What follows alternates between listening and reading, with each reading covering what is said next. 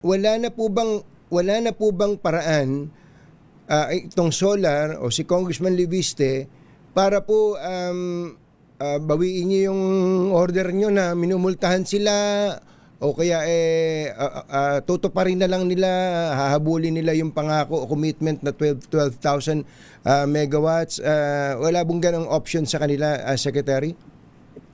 Sir, ang kakatunyang binigyan na namin sila ng, actually hindi lang yan na 1 year, no? To deliver. Iba dyan 5 years, more than 5 years. Iba, matagal kaming naghihintay na matapos.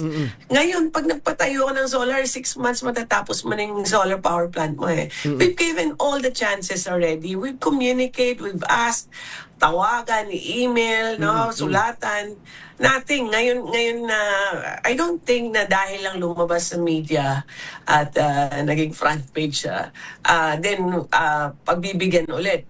Para naman tayong nagpapaligaw yan na alam mo naman pinapakasalong palagi.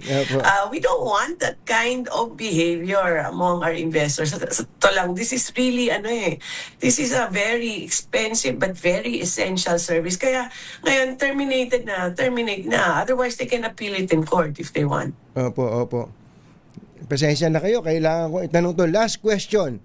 Wala bang order from the higher ups, meaning sa Malacanang, wala bang order mula sa leadership ng House of Representatives kay Secretary Sharon Garin para po gawin itong hakbang na to laban sa Solar Philippines and kay Congressman Leandro Leviste?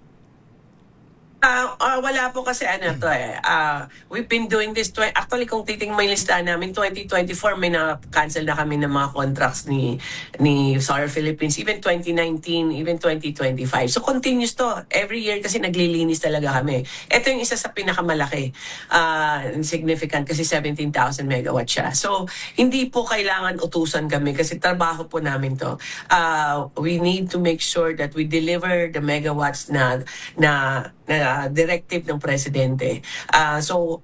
Part na to po ng trabaho na inatasan kami. We have to make sure that we clean out the developers na hindi maasahan, and we look for better ones. So no need for orders from anybody.